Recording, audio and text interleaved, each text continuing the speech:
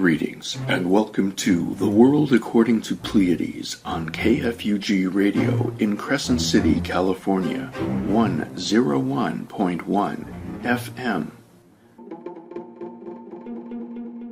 And today I'd like to welcome a gentleman by the name of Mike BlueHair to The World According to Pleiades. And Mike BlueHair has created a, what would you call it, a citizen watch group? So back in 2012, myself and the godmother of, the mother of my godbaby, Carrie Armadina, sat down after she was filming an incident. She was live streaming an incident between the police and a black teenage boy that happened to be being arrested under the suspicion of him being a litter suspect. And she actually had the police approach her as she's filming this litter suspect that was being held down on the ground, face down. And she was about 30 yards away from the police encounter when she was approached by officers, multiple officers, and they asked her, to give them the video footage. And Carrie explained, well, I know my rights, and I'm not going to give you the footage, without a subpoena. And there was a big to-do in that. It made international news. If you Google Carrie Armadina's lawsuit, ACLU, she was represented by the ACLU, and actually she didn't get any money for her lawsuit. What she wanted to do was change Portland Police Bureau's policy in regards to how officers deal with the public filming them. So, throughout this experience that she went through, the officer ended up twisting her arm and causing her a great deal of pain. Wow. And she did win a settlement of $80,000, but she donated it to the ACLU. She didn't want the money. She wanted the conditions of Portland Police Bureau's policy in regards to the public filming them discharge their duties in public changed and modified, and she did in fact win that. And right after that experience, it took a couple years for the lawsuit to go through, of course, because the wheels of justice turn very slowly, as well as you may well know. And the week after that happened, Carrie and I sat down together and we started brainstorming, how do we create something or create some sort of a citizens group that prevents this from happening, or at least starts to keep the police accountable in a systematic way. And we naturally, got on the interweb and started looking into Google and started doing research, and we figured out that there was already a subculture of people doing what I do on the internet, and they started actually in the 90s during the Rodney King beating. Just after the Rodney King, that famous case, it's one of the most famous police beatings ever documented, you started to see these groups of people calling themselves Copwatchers popping up in cities all over the country, mostly the big cities, cities where you have a lot of, a lot of crime condensed in the small areas. So, and these people call themselves Copwatchers or Copwatch, and there's many derivations of it. And I'm sorry I've gone on ad nauseum, explaining this, but I'm thinking, from the perspective of your listeners that's never heard of, why would someone, follow the police or watch the police? That's kind of weird. So I'm giving background as to, what first brought about these kind of groups. That's fantastic. You're welcome. The short version is myself and Carrie founded a group of activists that polices the police. And how we do this is we gather in the groups of twos and go on patrols on the weekends and sometimes during the weekdays. And we actually listen to police scanners, scanner radios. We have scanner apps on our phones. We have scanners in our cars. And we respond to the police calls as if though we were almost embedded with the cops, but we're doing it from the outside perspective. Over the years, I've been doing this for 5 years. Many officers know me by first name. They know me by reputation, and they're good with it. A lot of cops understand that there's a great amount of public desire to keep police accountable, and a lot of police actually appreciate what I do.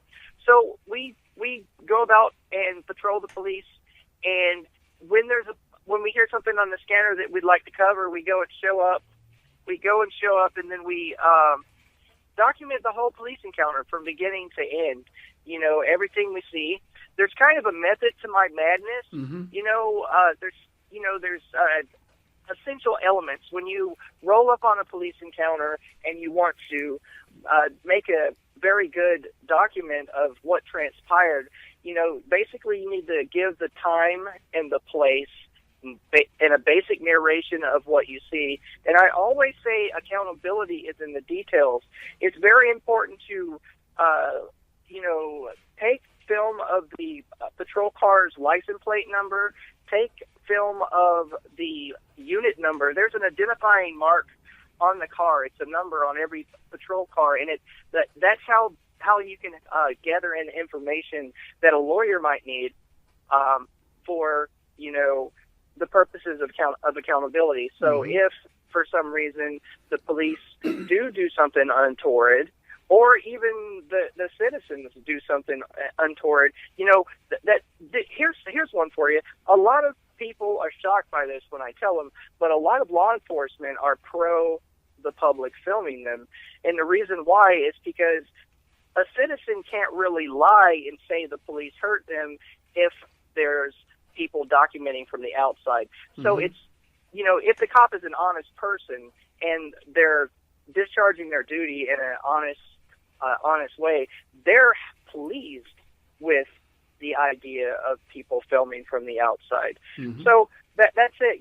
Accountability being in the details. So time, you notate the time, you narrate it onto the video, you say the place where you're at, you do a brief narration of what you're seeing, and then you get all the details you can.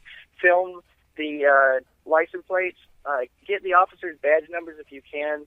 But, you have to be really careful. There's a safe way to do cop watching, and then there's a not so safe way to do cop watching. I believe you, and I was wondering about that. For example, you always travel like in the buddy system, 2 or more people. You wouldn't really want to do.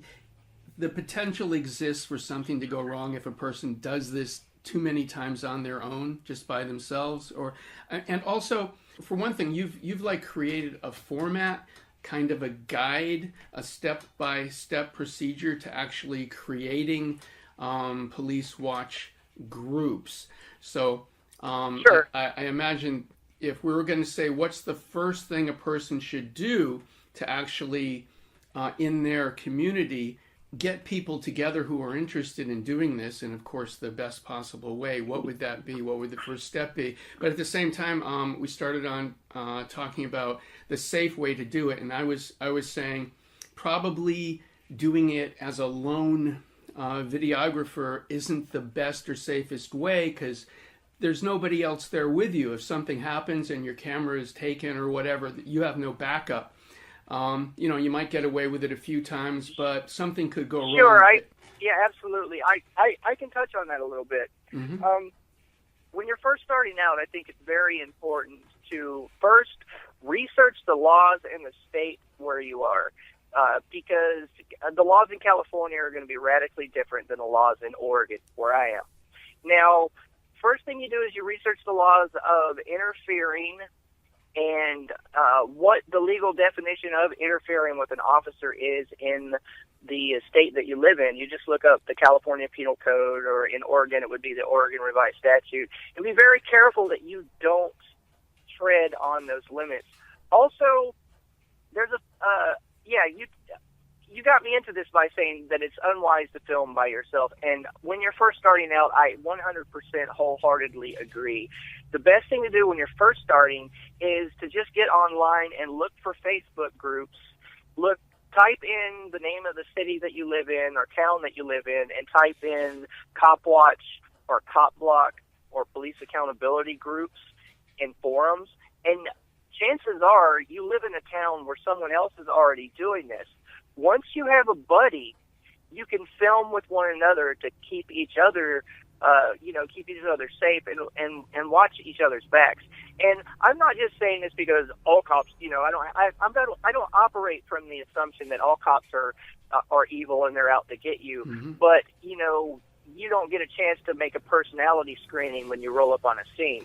It might be, a cop helping somebody, giving some blind woman a courtesy ride home, or it might be some amoral sociopath planting drugs on an old lady because they want to get their arrest quota up a little higher so they can make more money, so they can get that raise when they get their next performance review. You never know what sort of cop you're going to be getting. Mm-hmm. So it's really important to have at least one other person. And, there's some safety things you can do when you're documenting the police. There's some things you can do to actually put the police at ease so they understand that you're just there to document and you don't mean them any harm. And I would very much like to share that knowledge with people that are thinking about making this happen in the communities that they live in. Absolutely. So, right on. So here's that. Like say you're filming a traffic stop, for instance, and there's just one officer there, and there's the person that's been pulled over. So you have the cop car with its lights on, pulled over on the shoulder of the road, and then their car is slightly in front of the cop car, and the cop gets out, and he's standing. They always stand parallel with the person's driver's side window, and they're talking to the person.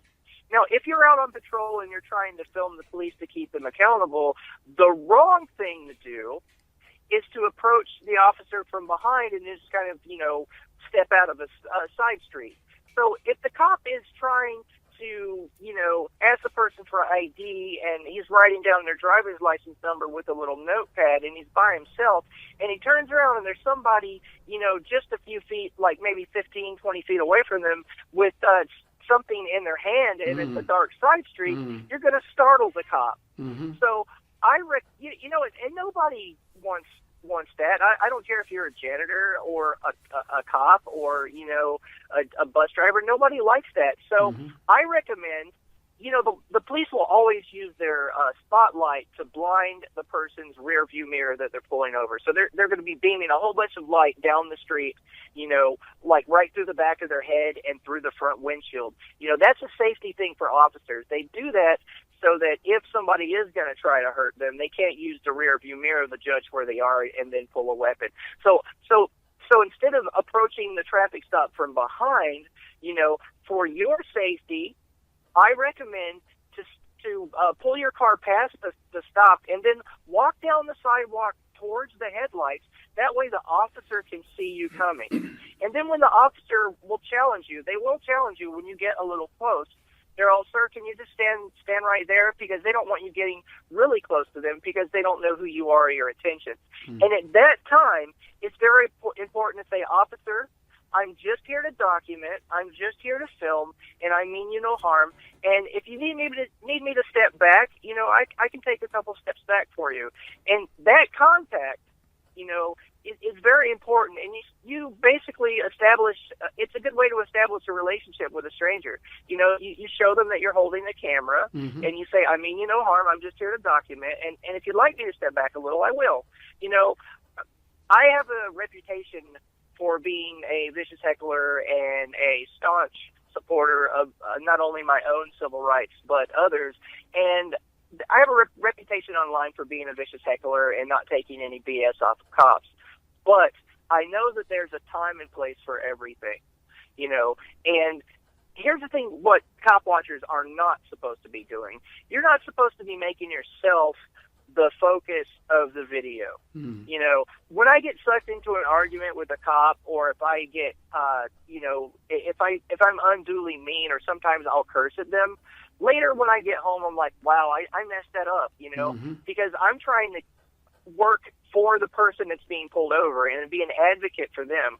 So if you get caught up in the arguing with the police too much or even messing with them at all, it kind of diminishes what you're doing. So the idea is to be a sentinel for the person's civil rights in the car, because that's the person that could be, being done a disservice, So it's kind of important to not allow your ego to get in the way of your cop watching.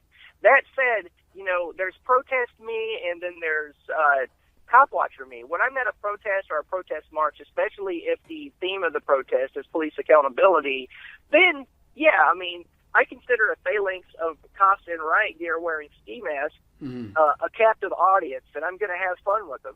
I'm going to critique their job. I'm going to call out some of the things that I find as horrible disparities between the way that the law treats them versus everyone else. And I'm going to do it in a very brutal, vicious way. Wow. But that's just the nature of the type activist I am. I'm a brute force activist. That's the way I roll. But there's two me's. And the me I want to share with new cop watchers is the journalist me. Journalist me is not going to make myself the focus of the cop's attention, because it just diminishes what you're doing. Right. Right. So those are some helpful hints. But yeah, search social media.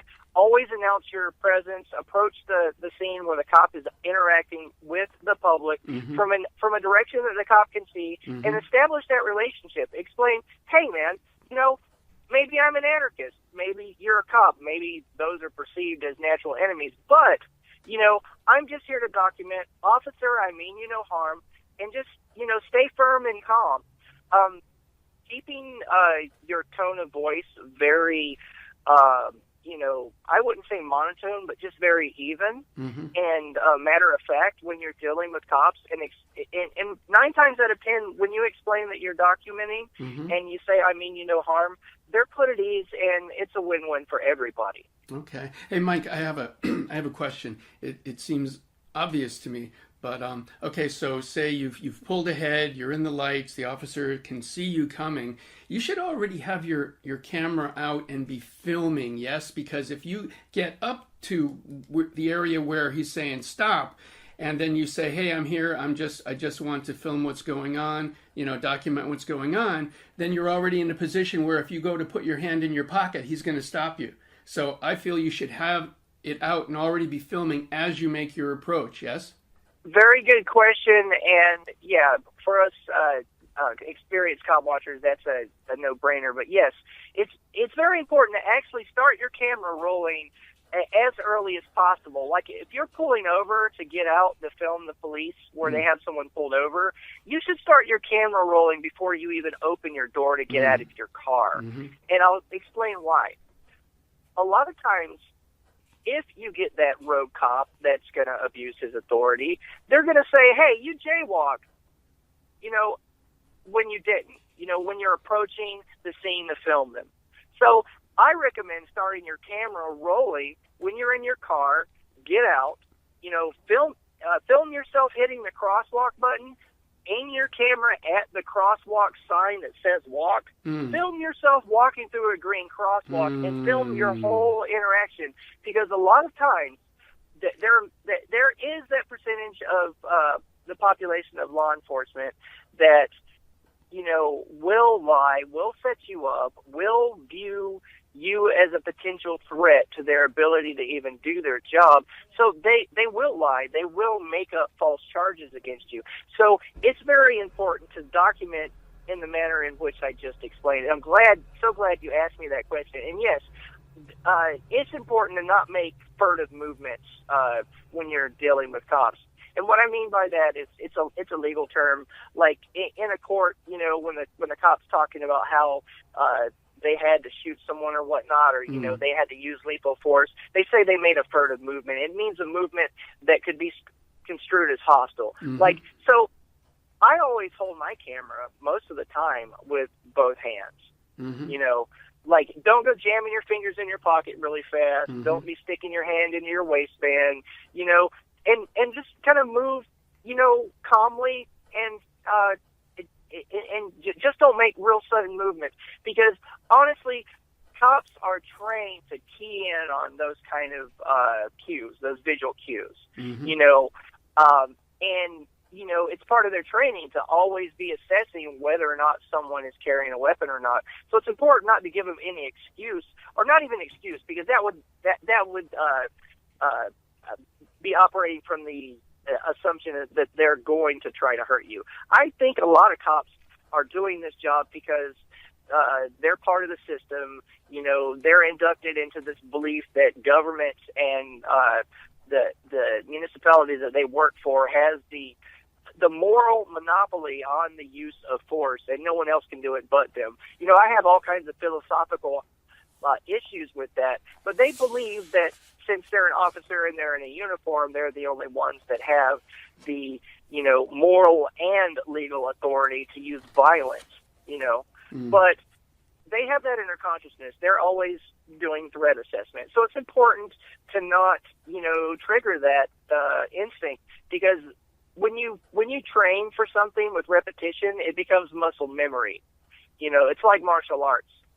Someone who's been trained in martial arts for years, if you try to punch them, they're going to lower their center of gravity and back up a little bit without having to think about it. It's going to be an instinct, a reflexive kind of thing. The same thing with a cop. They're trained to, respond with lethal force if somebody pulls a weapon. So if you make a movement that looks like you're digging in your pocket for a weapon or grabbing at your waistband, you could get really hurt.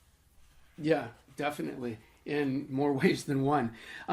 Say, Mike, I'm sure there are people listening right now that are just on the edge of their seat with this talk that we're having. And for those people, anyone that's curious and would like to know more about what it is you do, even beyond our talk here today, if they went to the internet, what are some good things that they could type in to find more about Mike BlueHair? Sure. Well, you can naturally just dive right in and go to my YouTube channel and just type Mike BlueHair in, and that'll take you to my main channel that has over 1,800 police accountability videos.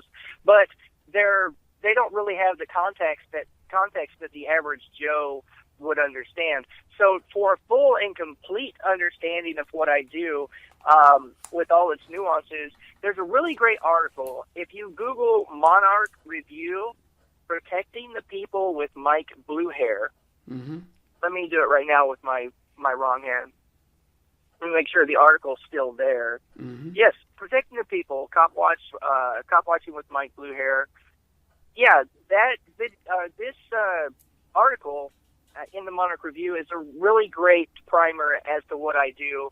It's jam full of links, and basically a journalist by the name of Posterbot came out and went on a patrol with me where I was going out to film the police. So it was like a ride-along with the cop watcher. Mm. So he went out on patrol with me and filmed all the stops and documented everything. And in this research that he was doing over that evening for the article, we actually had quite a few positive interactions with cops that knew me. There was a canine officer that let me pet his dog.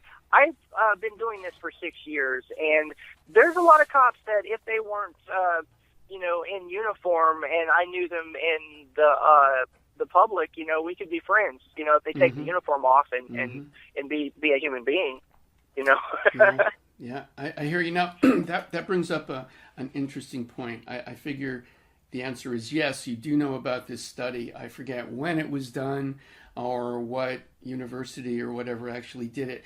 The one where they did a study where half the students were put in guard uniforms and the other half were portraying prisoners, and they actually sure. Right, and they had to call off the study because the You're talking about the Stanford University that's it. Prison study. Now, at Stanford University in the 70s, I think it was like 1976 or 1975. I might have the year wrong, but it was like right in the mid-70s. And they had two groups. It was a psychology experiment. And as you just said, half of the students, the college kids, played guards, and half of the college kids played prisoners. And within just a couple days, the guards and prisoners started to form a whole lot of resentment between one another. These people that are just role playing, the guards and the prisoners, and basically there was some violence that almost went to a place to where someone got seriously hurt. The guards basically became more and more totalitarian, and more that both groups, the prisoners and the guards, started to,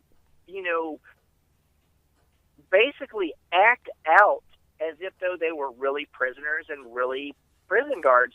And it got out of hand. There was a lot of information that was buried because of multiple lawsuits that was filed by parents of some of these kids. And it's just really weird when you give someone a uniform or the idea of authority.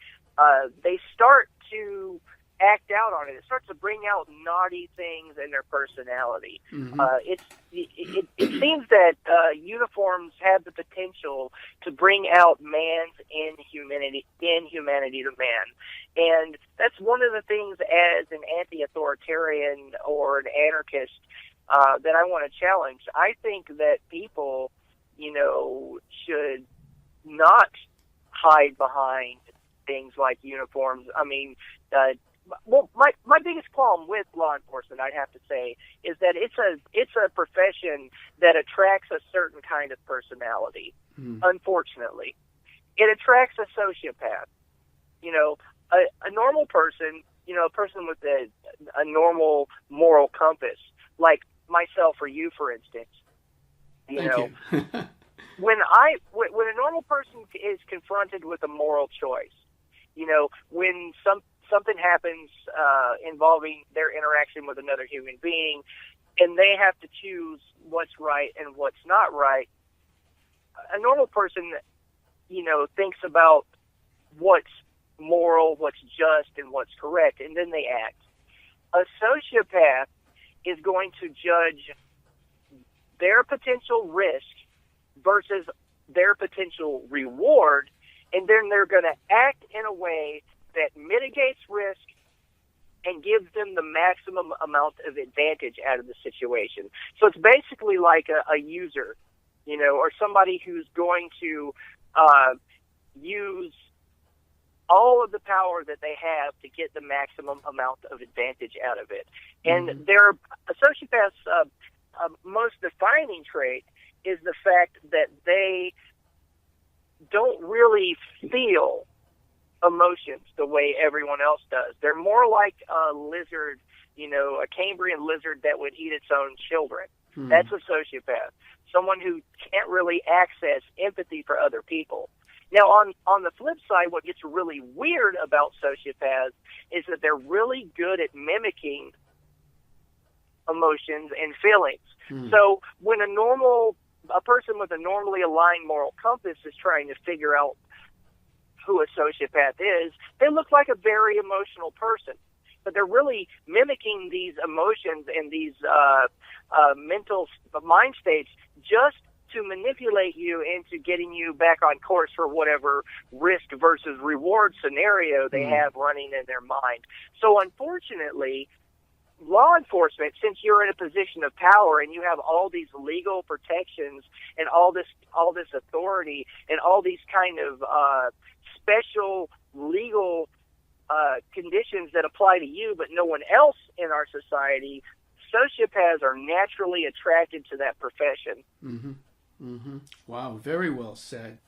One of the main reasons that we've gotten together here today is to create a how-to guide to help people wherever they may be, because this will be on the internet, help them create their own group relating to accountability and just a better police-people interaction. Now, just from my side, I was thinking that, where do I go from here? You're the expert.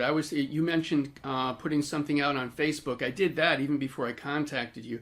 Apparently, there's really nothing going on in the area on that level. So this will be, for this area, the beginning. I was wondering about maybe posting something in the newspaper, something nice, talking about what it is that I'm looking to form and why. Okay. And at the same time, I'd just like to throw this in there too.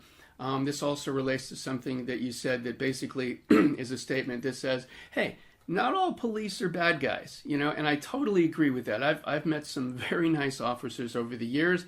And at the same time, not all citizens are good guys, So either way, not all citizens are good guys or bad guys. Not all police officers, law enforcement are good guys or bad guys. And there's this whole us against them mentality that we've been seeing spreading across the entire United States. Now, it was like that when I was a kid too. This is nothing that's actually new.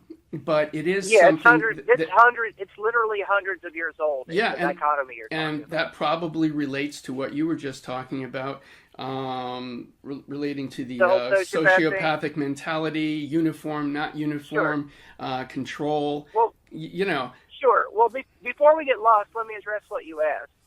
Okay, I think it's very important for you to sit down if you're going to found an FTP chapter, a Film the Police chapter, if you to sit down and just write yourself a brief paragraph stating what you want to accomplish. And then I want you to publish it publicly. Like start an FTP, chapter and start a Facebook group, okay?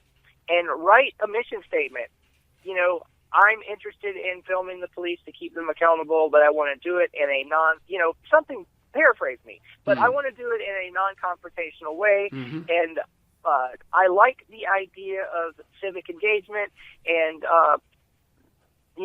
if you're interested in participating or going out on patrol with me, contact me at this email address. Just a brief little paragraph explaining, that you're not going to interfere with the police, and you're interested, that your slant, your mission statement is to hold police accountable, but to do it in a non-confrontational way, and people will respond to that. So start a Facebook group, even if no one's going to be on the group except you in the beginning. It doesn't matter. Just write that little mission statement. That's what Carrie and I did. I will send you a link to it so you can check it out. You can embed under this when you share this on the interweb. You can look at my mission statement and, if you like it, paraphrase it. But that's basically what you have to do. And starting out, you just need to hang out until you get that one guy that's going to do it or that one girl that's going to do it with you. Because I really don't recommend doing too much of it alone, not when you're first starting, because you're not so confident in it. And police will, there's a lot of stuff that police can do that seems not right, but that's just the way the law rolls. When they're interacting with you, like, for instance, I'll give a quick example. Okay, now let's say hypothetically that I'm cop watching in California. I'm from Oregon, but I know California's laws a little pretty well. I know Oregon's laws pretty well. Now, silence is consent, legally speaking.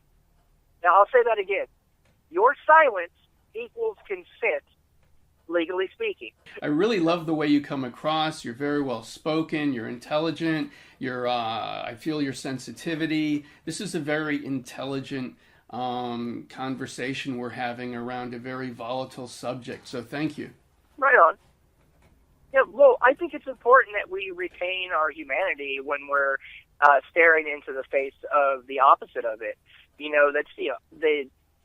I think things like compassion, sensitivity, being able to not allow your ego to make you come off as aggressive is a powerful tool. It's important. So here's the thing: if cops are in most states, the U.S. Constitution has been defined as cops having the legal right to pat you down for weapons for their safety. So that means they can run their hands along the outside of your clothes and around your waistband and make sure that there's no bulges there where you could be holding, a holstered gun or a knife, right? That's been upheld by many appellate court decisions or the state court decisions saying that police have a constitutional right to, have a work environment where they're safe. The potential for them to die is diminished. And that's reasonable. I think that's reasonable. If I'm a stranger and I'm walking up on a cop scene, or if they pull me over or whatever, or and I have to get out of the car, there's certain situations where you can be legally ordered to get out. Or if I'm just walking down the street and the cops, are questioning me, but they're not putting handcuffs on me and they're standing right beside me, it only takes a couple seconds to pull a knife out and stab someone. And then, the cop's dead, so I think it's perfectly reasonable for them to interpret the law in a manner that says that they can pat you down for weapons. Sure. So that's the same in California and where you're at, and in Oregon where I'm at. Mm-hmm. Now, here's the trick. If you do not say to the officer, I do not consent to a search of my person or my property, you don't have to say it in those exact words, but you do have to state that I do not consent, Mm-hmm. So if you don't say you don't consent, when they're patting you down for weapons, they can stick their hand in your pocket.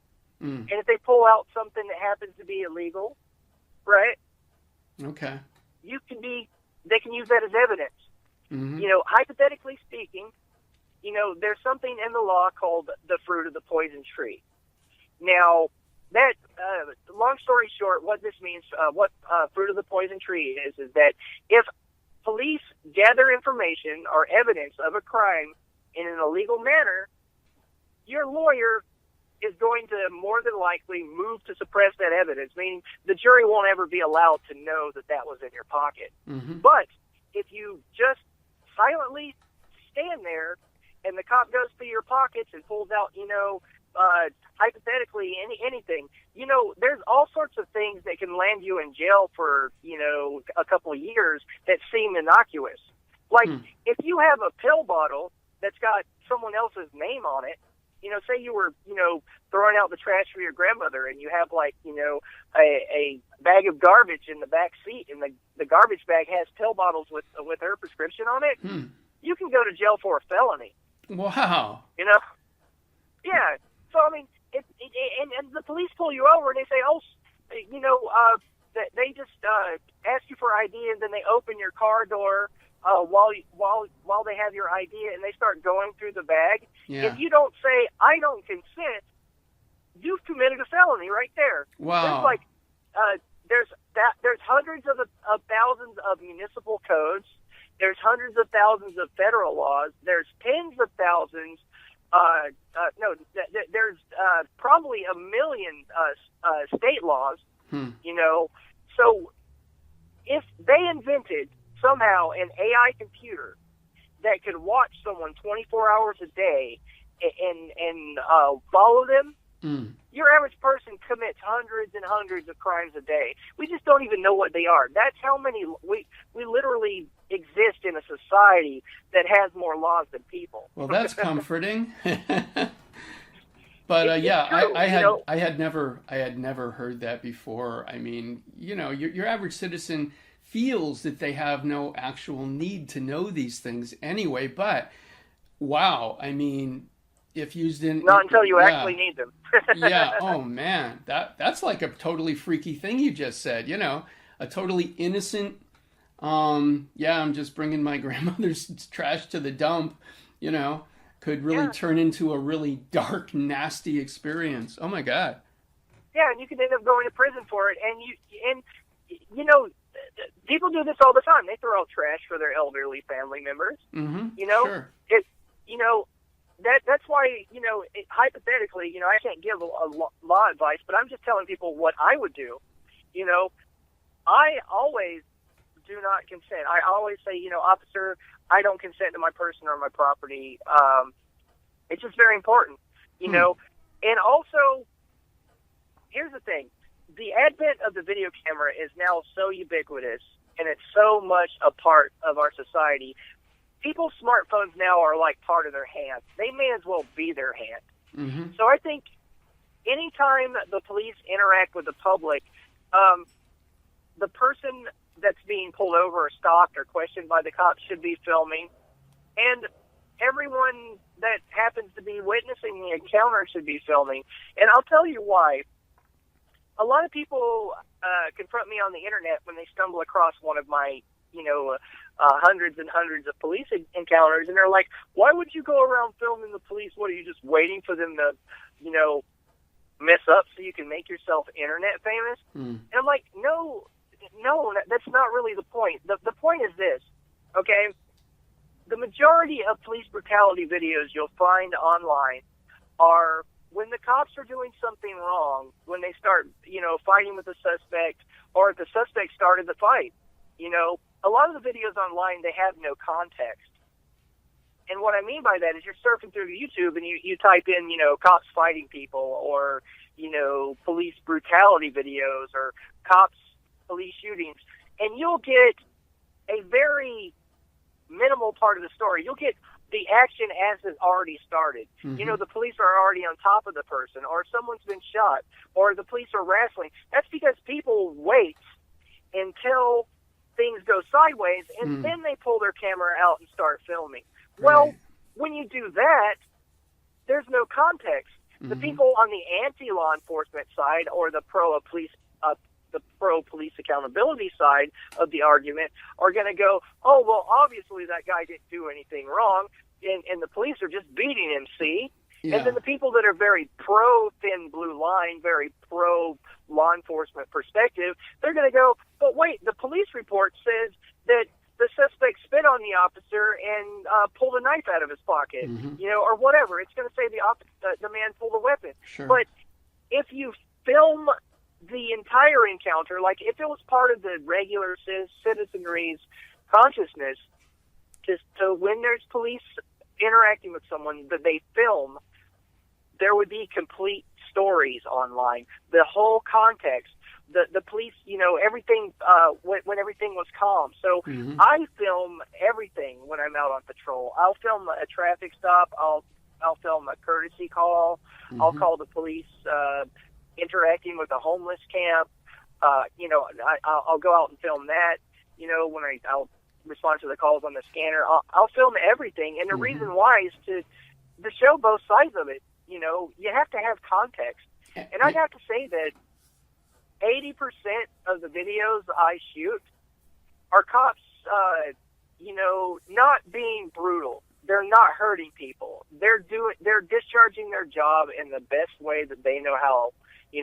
Philosophically, as an anarchist, I might make an argument that there's something wrong with the system, or the particular law they're enforcing might be immoral or unjust or, nonsensical. But at least 80% of what I film, the police aren't physically hurting anyone. And, that other 10% is pretty bad stuff, but... Yeah, it seems to me that having that camera out right from the beginning probably influences the encounter, so that some of the times that horror show never actually gets started. Exactly. Yes. When you have an organized group in a town, it affects the police and their demeanor and the way that they behave. It's going to influence everyone's behavior, even the people that are being stopped by the police. It can mitigate violence, and that's why it's important for these citizens groups like mine to exist. There's a FTP Hillsborough, there's an FTP Minneapolis, there's an FTP Portland. If you found another FTP chapter, which I'm very excited that you will be, that will be the fourth chapter of what I'm doing. Nice. But there's a nationwide subculture of this kind of activity. If you Google First Amendment audit, or just search YouTube for First Amendment audit, there's a derivation of the type of activist that I am, or the activist journalist hybrid that I am, of people that just do First Amendment audits. And I think these people are awesome. I can't wait to share this with your audience, but here's what they do. All a First Amendment auditor does is they'll go to the public sidewalk across the street, say, from a military base, or a police station, or a federal building, and they'll engage in normal First Amendment protected activity. They'll just film, and they'll be very polite, And if the police come up and they try to, manipulate ID out of them or try to ID them or try to tell them that it's illegal to film on a public sidewalk, then things get a little entertaining. Some of these people heckle. Some of these people, some of the First Amendment auditors practice what I call, and the guy that came up with it, Bunny Boots Inc. If you Google Bunny Boots Incorporated, you'll find his YouTube channel. He's a former Air Force veteran, and he does silent treatments of military bases from the public sidewalk. So he'll go sit on the public sidewalk with a tripod and a camera, and the security will come by, and he won't speak to them. They'll call back up, and he'll just smile, and look at them, and they'll get sometimes 3 or 4 officers. And the officers that have a sense of humor, the ones that are, good people, you can see them right off the bat during a silent treatment. I think it's hilarious. The good people that happen to work in law enforcement that are getting the silent treatment, you can see them smile. Sometimes they'll giggle, But the authoritarian, the guy that takes his job way too seriously, or the person that's in it because they're a atypical sociopath, like I discussed earlier, they get angry. I mean, it starts off with just a little bit of annoyance, but the longer the First Amendment auditor gives them the silent treatment, the more and more they get worked up, because that type of personality is used to the kind of intimidation, and they're used to the kind of nervousness that most people express when they're dealing with law enforcement. Now, if you're calm and you're not intimidated, a lot of these people just go off. They'll go from 0 to 60 in like 3 seconds, just because you're not respecting, just like Cartman and South Park, you're not respecting their authority. So I think First Amendment auditors are, they're doing a public service, because think about it this way.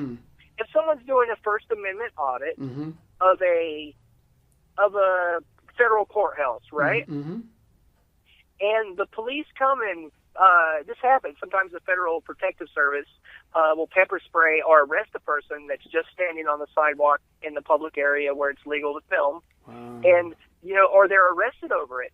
Now, if a regular average Joe comes along and they want to, do a Facebook Live video about their court case, or they want to take a note on their voice memo with their phone, or take a video to remind themselves of something they want to talk about during their court case, or if an indie journalist wants to interview somebody who just had a court case, the First Amendment auditors testing that law enforcement response, and they're publicizing how law enforcement interacted with a member of the public doing nothing more than what they're legally allowed to do. If it wasn't for First Amendment auditors, there would be quite a few people that didn't know, they'd be ignorant of the fact that you can legally film in front of a federal courthouse, but they wouldn't know that without these activists doing this very important work. Now, most people, when a cop walks up to you and says, "Sir, turn your camera off, you can't use it here," they're just gonna, give fealty to the authority of that cop and just turn their phone off or their camera off. So it's the job of activists to put themselves out there on the line, to maybe risk arrest or maybe risk being hurt, so that the rest of us can enjoy these rights and freedoms and protections that we have. If it wasn't for activists in the Underground Railroad, you would still be able to buy a black person on a public square. Like, if it wasn't for activists, the teetotalers and the suffragettes, before women had the right to vote, women would still be thought of as, these little trophies sitting in the room sewing as sort of the pseudo property of their husband. If it wasn't for activists, our society would never evolve in a positive way.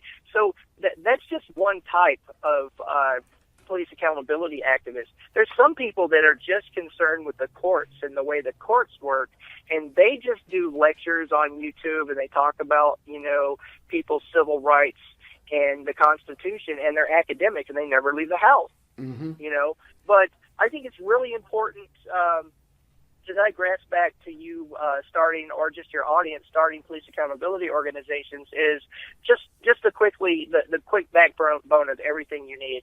You just write out your mission statement, what you want to accomplish, and it's just, 5 or 6 sentences. Mm-hmm. Then publish it, and then most municipalities have a Facebook group. So I would recommend sending your mission statement to either the public information officer of the municipality you want to cop watch in, or just send it to their Facebook group and say, hey guys, there's going to be people patrolling with me, and we're going to be out filming. We don't mean you any harm, and we're just going to document. Beautiful. And then find yourself that buddy. Once you get a partner to film with, it gets so much smoother and it's so much easier. Mm-hmm. That's beautiful. You just covered a lot of stuff here. What was that you said a moment ago? I was going to ask you a question about it. It was the First Amendment auditor. That's fascinating. I had no clue. I've never even heard of that before. Now, can you just quickly share with the listeners that may not even have a clue as to what the First Amendment is and why that somehow relates to the person being silent? Go ahead, if you will, Mike, and share what that's about. Well, sure. Well, the silent bit is actually, you have a right against self-incrimination according to the U.S. Constitution. So basically, you have a right not to testify against yourself and incriminate yourself. And when the police interact with a citizen, they're considered an officer of the court. So let's check this out. When the cops read you your rights, they say anything you say first of all, the very first thing they say is you have the right to remain silent. That's the very first thing they say, and there's a reason why. It's because, you do have a right to remain silent. 99.99% of the people out there will just keep talking and talking and talking. And when I'm filming the police interaction and I can't see what's being said, I just see their lips moving for 10 minutes. You can hear me in a lot of the videos. I'm just looking down at my feet going, oh my God, just shut up. Stop talking. You can't help yourself. And I'll get into that in a little bit. But they literally say when they Mirandize somebody before questioning, you have a right to remain silent. And then the very next sentence is, anything you say can and will be used against you. Right. Anything you say. What part of anything you say did they miss? Sorry, go ahead. And this is the beautiful thing. Yeah, what part about that sentence don't people understand? But, it doesn't say, hey, if you explain yourself really well and make a really good solid solid argument for why you should leave. No, it doesn't say that. It says you have the right to remain silent and anything you say will be used. And here's the thing, right? In court, I've seen, lawyers that have published videos. There's one of the most educational, beautiful pieces of video you can find on YouTube about your civil rights is simply never talk to the police or never talk to the cops. It's a video, I think it's 40 minutes long, and the two people that are making a presentation the first person is a former police detective, and the second person is a trial lawyer for criminal defense. So there's a criminal defense attorney and a former police detective doing a lecture on why you shouldn't talk to the police. It's beautiful. I'll shoot you a link so you can share this with your listeners underneath the video, and it's great. But so anything you say can and will be used against you. And one of the things I learned years ago when I watched this video is the trial defense attorney explains that here's the way it works. If you get arrested and you go to jail and you get out and you have a court date and you're in trial for an alleged crime that you committed, so the state's accusing you that you committed a crime, you can't, according to this lawyer, and it's my understanding to be the truth, you can't call the cop onto the witness stand and say, hey, but remember when I told you such and such and you said such and such? The prosecutor, whose job it is to make sure that you go to jail, will say, objection, Your Honor, that's hearsay. So literally, every statement you make to a cop can't be used in your defense in court. So there's nothing Nothing. There is literally nothing. I'm sorry for yelling, but I get really passionate about this. There's nothing you can say to a cop that's going to help you. Wow. Like, silence is the best thing. You know what? If I'm pulled over, what I'm going to say when a cop tries to question me is, first and foremost, am I being detained or I'm free to go? If the cop says I'm being detained, at that point, I'm going to say, I invoke my right to remain silent. I would like to speak to a lawyer before I'm questioned anymore. I don't consent to a search. Reason why you say I would like to speak to a lawyer is there's it basically means it's all stop. That's a period in legalese. It's just really best, what I do. I can't tell people what to do, but I can tell you what I do.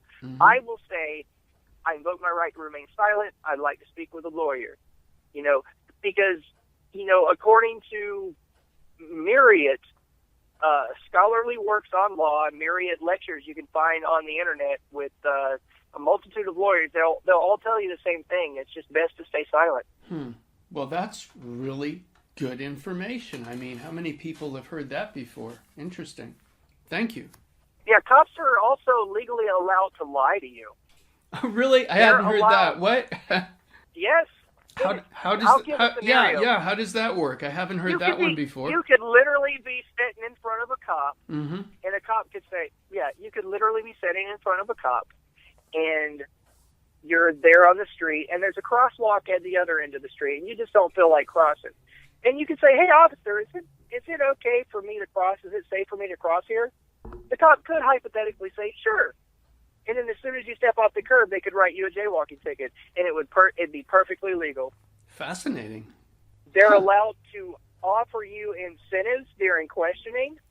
Police can tell you, hey, if you help me out, we can get this over with. I can get the information I can get, and you can go. And tell me about such and such.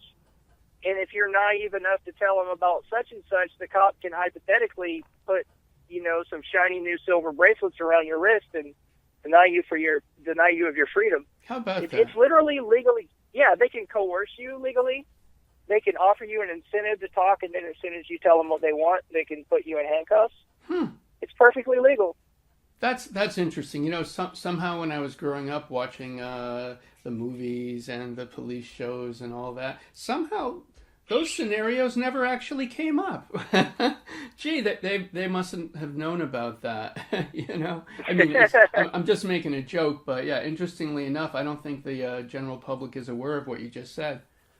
Did you know that the police have their own Bill of Rights? No. Separate from the Bill of Rights that normal citizens have? No, I most definitely don't know about that. What's that about? They have super, ultra, extra special rights. Let me tell you about them.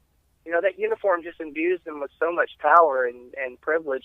Okay, there is something called the Grand Lodge of the Fraternal Order of Police. They're the largest police union in the country. And as you well know, a union's job is to protect its employees. Now, the Fraternal Order of Police, back in, I think it was 1974 or 1975 again, they crafted a bit of law called the Law Enforcement Officers' Bill of Rights based on two Supreme Court decisions. I don't recall the names of the decisions right now, but we can link them underneath this. And you can also just do a wiki search for Law Enforcement Officers' Bill of Rights, and it's full of all sorts of wonderful things that gives them rights and privileges that aren't given to the general public. Like, one of them is they can't be, quote-unquote, persecuted for exercising any of the rights in the policeman's Bill of Rights. Well, it's going to take a bit of explaining. One of those special rights that they get is that in order to legally question a cop, only one person can question them. Now, I want you to compare this to what you see on TV all the time. The good cop, bad cop scenario, like in a cop movie, where, you have the one cop that's all aggressive, and in the suspect's face they're questioning, and he scares them a little bit, and then the good buddy cop swoops in and goes, hey, man, you calm down, naughty bad cop. You stop intimidating this guy. Here, I'm going to be your friend. Here, tell me all about X, Y, and Z. You can't do that to a cop in the real world. They only get one person to question them. Now, a regular citizen, as soon as you commit a crime, the police can take you in, have 3 or 4 people question you. They can have 8 people question you, one right after the other. There is no limit to the manner in which you can be questioned. You know, you can also be offered incentives or promised things by these officers. You know, hey, so they can make you promises like we see in the movies, or some people have experienced in real life. They can make you promises that they have no what am I looking for? They have no intention. Have no legal obligation. They have no legal obligation. They can make you big promises and actually have zero intention of fulfilling. Right. They can do that to you, but check this out. So they can do that to a citizen while they're being questioned. They can say, for instance, like they say a guy's being accused of beating his wife, hypothetically, right? Well, the police can walk in and say, hey, man, we totally understand. Everybody roughs their girlfriend up. It's no big deal. We totally saw a mark on your arm. We understand that, she was the aggressive one. You can tell me, man, it's no big deal. Like, we're going to cut you loose. The paperwork's being filed right now to get you out of here. But you hit her, right, in self-defense, And if the guy says, then he's going to jail. Yeah. Now check this out. In the Law Enforcement Officers Bill of Rights, it states that they cannot be offered an incentive or made promises if they answer any questions. So what's not good for the goose is not good for the gander, apparently. They can threaten, coerce, and intimidate us during questioning, but it's literally illegal for a cop to be threatened or coerced or offered incentives during questioning. That's part of their super ultra extra special Bill of Rights, because they do such a hard job that they need more legal protections than we do. Here's another one for you. In the Law Enforcement Officers Bill of Rights, they have a right to have either an attorney or a person of their choosing present during questioning. Now, I know what your listeners thinking right now. Hey, what's wrong with that? That sounds reasonable. Well, here's the thing. Yes, everybody has a right to have a lawyer present during questioning. Hardly anybody ever exercises that right, in my experience. In the hundreds and hundreds of police accountability videos that I've done, I very rarely see anybody say, I don't want to speak with you until I talk to a lawyer. But, so that's perfectly reasonable. The cops should be allowed to have a lawyer present when they're being questioned. But that other addendum in the Law Enforcement Officers Bill of Rights, they're allowed to have any person of their choosing. Now imagine this. If a policeman wants to stall, or a policewoman, if they want to stall an investigation, and the clock's ticking for some reason, it would be to their benefit if they could stall for, say, 3 or 4 days. It might make them able to have their friends get all their ducks in a row so they can craft all their police reports to match their scenario of what happened, right? The cop can say, I want my friend in Dubai to be present during my questioning, and I have a right to that. And you can't not deny me that right, because I have this special right under the Policeman's Bill of Rights. Well, okay, it's going to take this guy, a week or 4 days to fly in from Dubai, so the investigation gets put on hold. If a regular citizen is accused of a crime, they get questioned whenever the police see good and or seem good and ready, or seem fit to question them.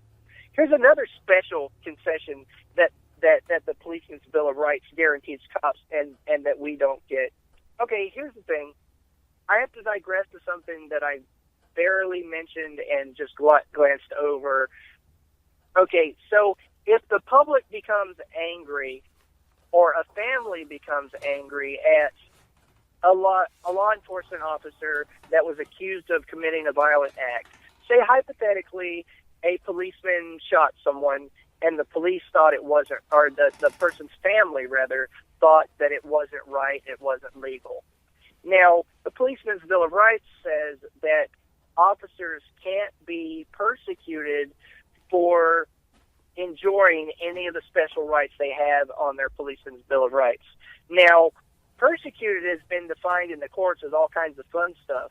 Like, they've used the Policeman's Bill of Rights to make it illegal for there to be a Citizens Accountability Board as part of the city council, because that is seen as persecuting the officers for, exercising their rights. Because, how can the citizens be, grilling an officer because, they had an excessive force complaint against them? That's discriminating against them, and they're protected by the Policeman's Bill of Rights.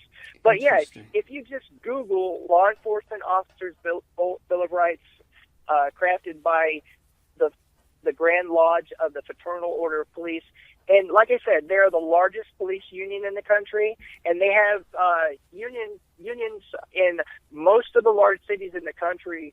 But there are also hundreds of other cities that don't use the FOP's Bill of Rights for the special, super, ultra, extra rights for law enforcement. But these municipalities have their own, or states have their own special Bill of Rights for law enforcement officers that they basically made addendums to the Fraternal Order of Police's version, but it's all basically the same thing. Like these special versions of the Bill of Rights. Oh, you're just laughing? No, I was going to say that is really fascinating. You know a lot of stuff. I hadn't ever heard any of this before. I grew up with the movies and the police shows and all that, and it's part of, I feel, that societal conditioning that I was exposed to, and probably it still goes on, that when somebody actually says, I refuse to talk without a lawyer, that societal conditioning automatically makes me think, if I'm watching a movie or something, oh, they're guilty. I mean, do you know what I mean? It's like I grew up with the idea, if you have nothing to hide, then don't worry about it. But what you were saying, right, and it makes sense, anything you say can and will be used against you.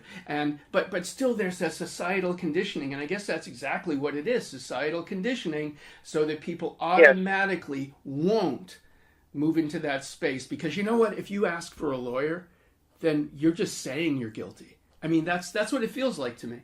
Yeah. That has to do with our society, and it's something that's deep-seated. I think America has basically a cultural Stockholm syndrome, if you know what I'm referring to. Stockholm syndrome is a psychological phenomenon that was first discovered in the 1970s. It's basically like when someone holds somebody else hostage. Right. The hostage ends up wanting to protect the person who abducted them. Yes, and identify with their hostage taker. And I think America has cultural Stockholm syndrome. Like for instance, when I talked about the special, super, ultra, extra, that's my sarcastic, personality popping out there. But when I talked about the special version of the Policeman's Bill of Rights, you could talk to 100 people on the street, and not one of them would be able to mention that or even know anything about it. Mm-hmm. And that's just the tip of the iceberg. There's another legal standard called qualified immunity that basically makes the threshold for being able to hold a cop civilly liable for their actions to be so much higher than a regular person. But yeah, you were saying that we were all brought up with these cop shows, Law and Order and, NYPD Blue and there's hundreds of the shows out now, But yeah, that cultural conditioning, we have basically a form of Stockholm, a sociological version of Stockholm Syndrome. And basically the blind subservience to perceived authority is eroding our civil liberties. And I believe that it's incumbent on the citizens to, if you don't flex your rights, you're going to lose them. That's why it's so important for the rabble-rousers to exist. That's why it's so important for the people that push limits, the people that say, no, I won't comply, it's very important for those people to exist in our society and be thriving in our society, because we'll all be diminished. Our civil liberties and our civil rights will be diminished if it wasn't for people out there pushing the limits, I agree. I definitely agree. Mike, as we're coming close to the end of our shared time here today, are there any points that you feel you would like to touch on that we haven't actually explored yet? Is there anything you would like the listeners to know, to understand, to know about you personally? Anything at all? I just, to get back to what I just said, I feel it's incumbent on the citizenry to make the world a better place. The average person, your butcher, your baker, your candlestick maker, your bus drivers, your cab drivers, your road workers. There is no saviors. We are caught up in a society that believes that charisma and power and just a few people that are the elect chosen few are going to be able to be foisted into a position of power and authority, and things are going to get better. No. The only people that can save the American people is the American people. That's why I founded this organization of people that films the police. I'm doing my little part of civil engagement. So some people on the right think Trump is going to save them. I think that's the mentality of a drunk child. And people before Trump, they thought Obama was going to be some kind of a savior. I think that is the logic of mental illness. What is crazy is continually doing the same thing, expecting a different result. Yeah. Democrats, Republicans, people on the left, people on the right practice their civil engagement, and they go out and vote once a year in this huge ritual of, that we get all caught up in. 3 or 4 months before we start voting, everybody starts to get geared up, and the Democrats go at each other against the Republicans, and they all have a big public fight. And my team against your nothing team. Ever changes. Yeah, right. But it does take the public awareness and funnels it into the game, the my team against your team, and it's going to be different this time, and it's all your fault. No, it's your fault. And whatever, right? But it does fulfill that distraction. Yeah, exactly. You know what they call that in psychology? They call it displacement. If in couples therapy, if a couple gets sent to a psychiatrist, or psychologist, and they're trying to have the husband, stop cheating, and he says, "Oh, it's her fault. She's not nice enough to me, and she doesn't cuddle me, and it doesn't make me want to think about sex, so I have to have sex with all these other people." It's called displacement. That's what the American people are doing when they go out and they vote. It's the Democrats' fault. It's the Republicans' fault. It's the fault of people who don't vote. No, the only saviors for the American people is the American people. So, I'm not saying everybody should run out and do cop watching, because that would be ridiculous, but everybody needs to integrate something into their life to bring some positive change into the world, because that's who's going to save the American people. It's incumbent on us, and that's the only way things will change for the better. So I think that's all I really, want to say to your listeners, aside from, if you're interested in doing what I'm doing, our police accountability, do check out Mike BlueHair on YouTube. Check out FTP, Film the Police Portland, on Facebook. Contact me, and I can help you start one of these chapters. And let's get her done. Let's bring some police accountability into the world.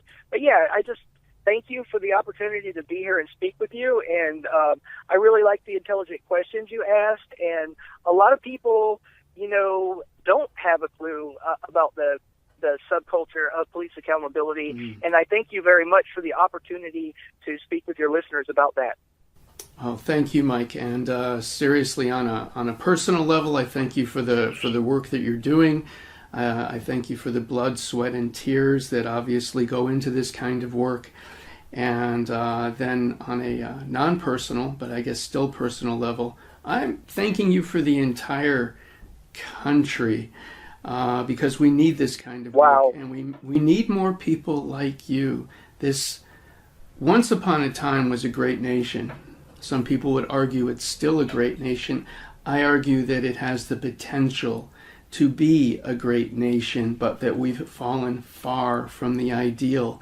And it's attention such as you put into the mix that allows me to have hope that somehow we can bring ourselves back online, not just in FTP, Film the Police, but straight across the board. Sure. There's a lot of work Agreed. that needs to be done. The light at the end of the tunnel is, the light at the end of the tunnel is us. I totally agree that, we all know on an instinctual level what the right thing is, and we all know on an instinctual level how to treat each other decently, and, agreed. We just need to get back to treating each other with dignity and respect. There it is. That's one of my favorite sayings. I don't recall where it ever came from, but the saying goes, "We are the ones that we've been waiting for." Mike BlueHair, FTP, creator of Film the Police, Portland, Oregon.